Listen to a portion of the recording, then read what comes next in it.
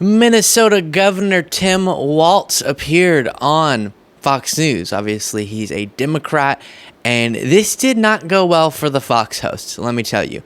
I'll play this, then we'll talk about some of the Fox News, or specifically Sean Hannity reaction to the news that Kamala Harris is now the presumptive nominee. She's secured the commitments of enough delegates that now she's going to be the presidential nominee for the Democratic Party.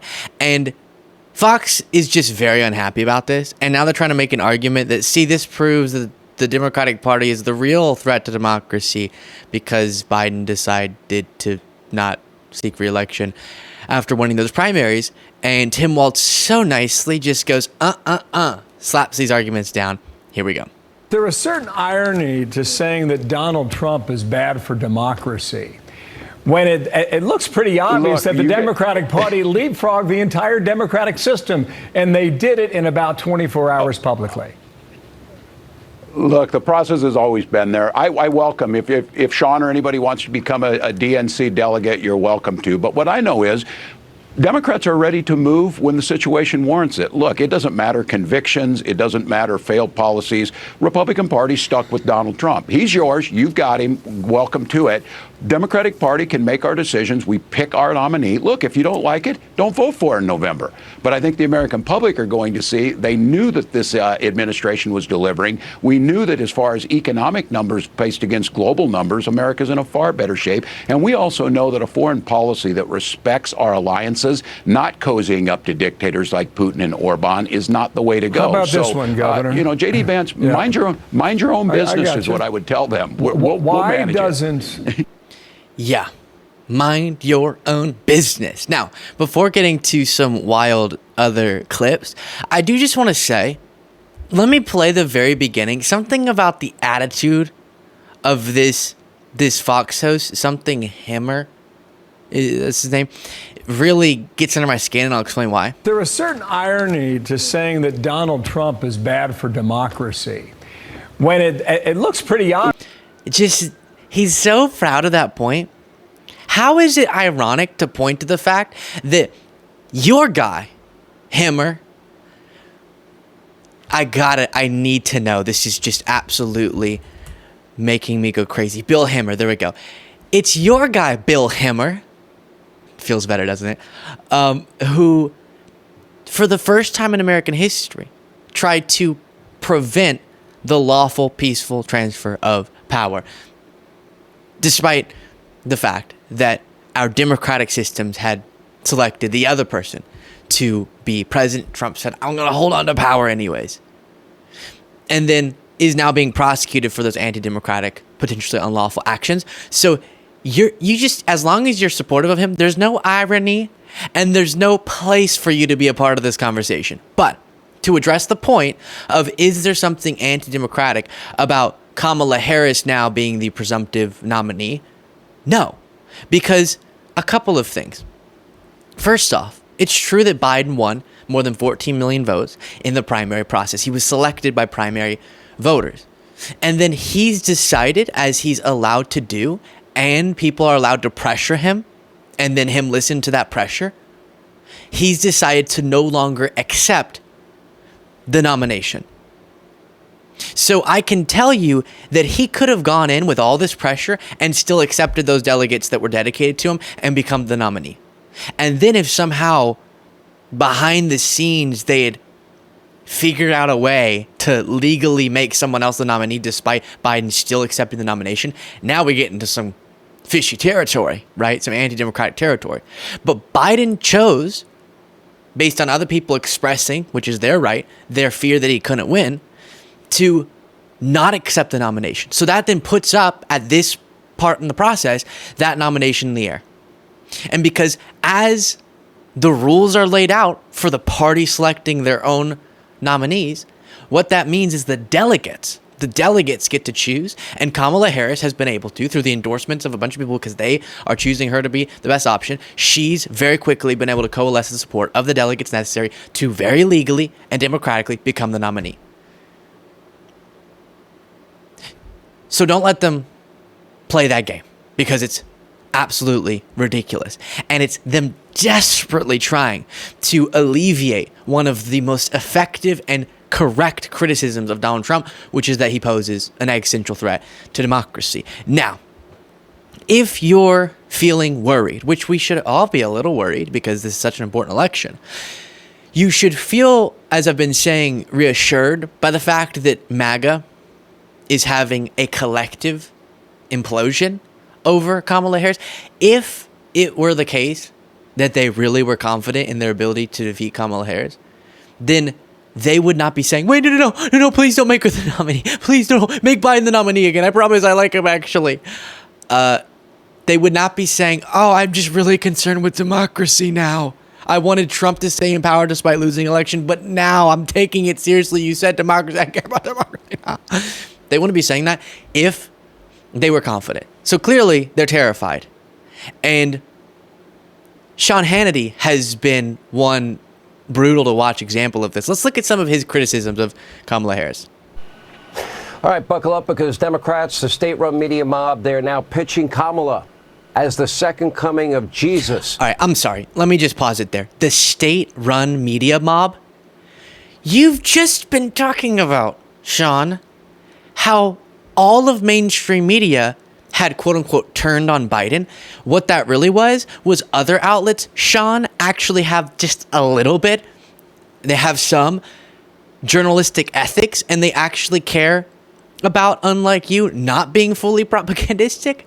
So they took their duty of reporting on even probably the option they like better, Biden, because if you're at all reasonable, he would be the better option between Trump and Biden. They chose to do really damaging coverage to him because it was what was honestly a little salacious and pressing. And so they did coverage, a little overboard actually, about all the concerns around Biden. And you were talking about how all of mainstream media is turning against Biden. You were citing reports that were coming out of mainstream media about Biden's situation, doubts around him, concerns, all of that, as proof that it was justified. So don't give me this, the state runs these mainstream media outlets, because they're responsible for Biden having to make this decision. They very much were not being advantageous to him. So how could they be controlled by the state? Crazy. Okay. All right, buckle up, because Democrats, the state-run media mob, they're now pitching Kamala as the second coming of Jesus, which I can assure you, she is not. The puff pieces, they're already being written. The accolades, they are pouring in from every radical, democratic, leftist, socialist, Marxist in the country. The phony polls, I promise you, will follow, showing she is energizing Democrats. She might even be beating Donald Trump in a swing state or two, or maybe three. What a sad, sad person. Wow. No, we're not pitching her as the second coming of Jesus, because we, unlike yourself, Shawnee, are not in a cult. Okay, we don't need a second coming of Jesus to support somebody in a presidential race. And also, how dare he? How dare he do this? Get ready. The phony polls are going to say this is good. Oh, you scared. You scared, Sean? The phony polls, the very phony polls that you've been citing as proof that Trump was so popular and was going to defeat Biden, you either are good with them or you're not, okay? It's been the polls that pushed Biden out of the race. Those were the polls you were pointing to when you were saying he was in such political hot water. And now you're saying those very same pollster groups are going to be, in a phony, fraudulent way, trying to help the perception around Kamala. You're just embarrassing yourself. Quick pause from your viewing of this video to request that you subscribe if you're not already to this channel. We've heard some people saying that they'll subscribe and then check back later and they're unsubscribed. That's not good. So if you could make sure that you are subscribed, even if you think that you are, I would greatly appreciate it. Back to the video. Then you have this. We already watched this clip, but I just want to reflect on it again. Here's just one reason that voters seem to detest Kamala Harris. You decide.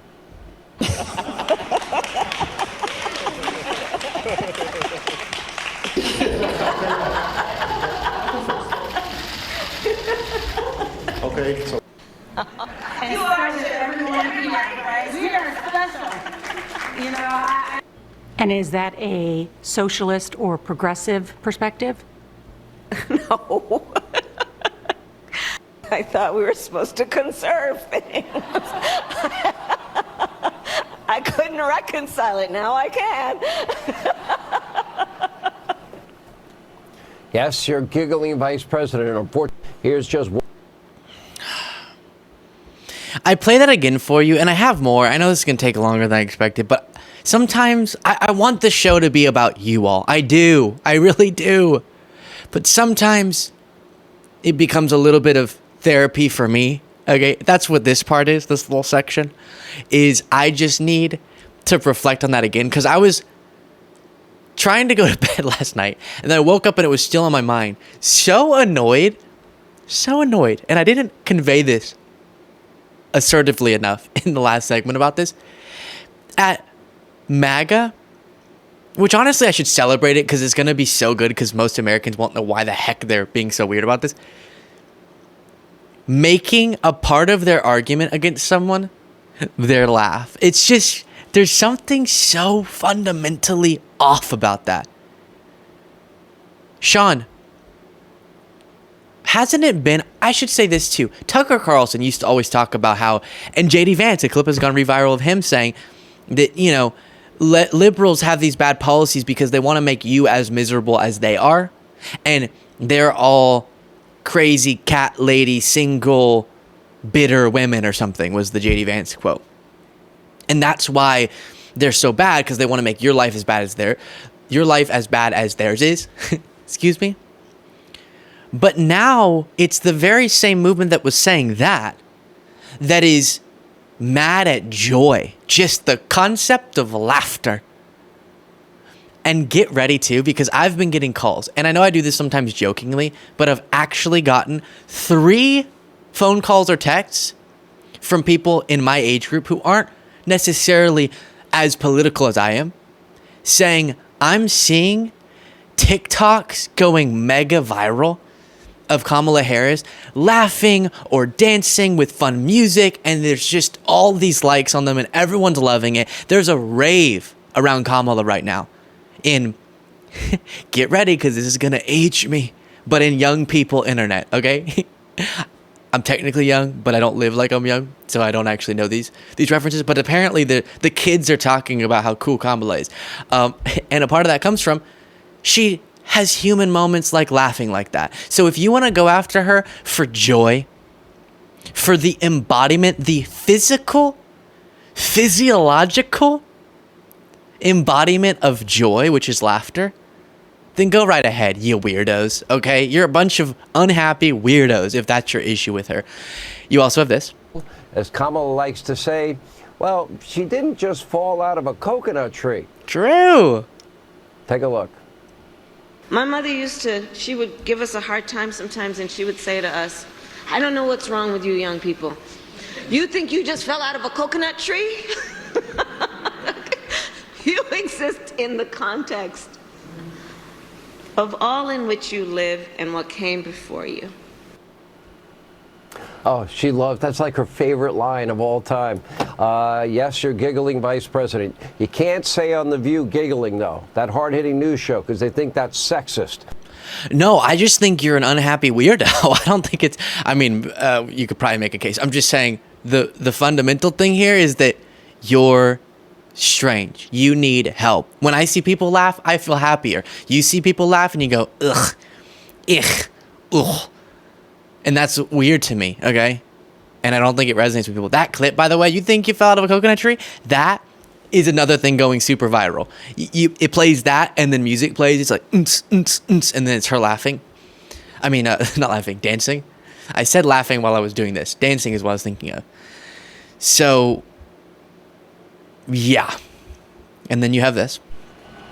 Now, if Kamala gets her way, you will no longer get to enjoy private health insurance or gas-powered vehicles or plastic straws.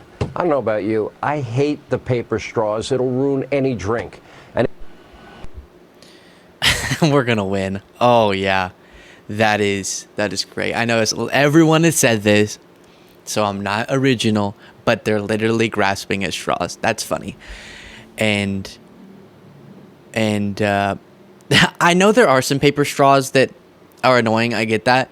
But imagine thinking, let me put it this way. In all of my criticisms of Trump, I've never once even contemplated his stance on straws.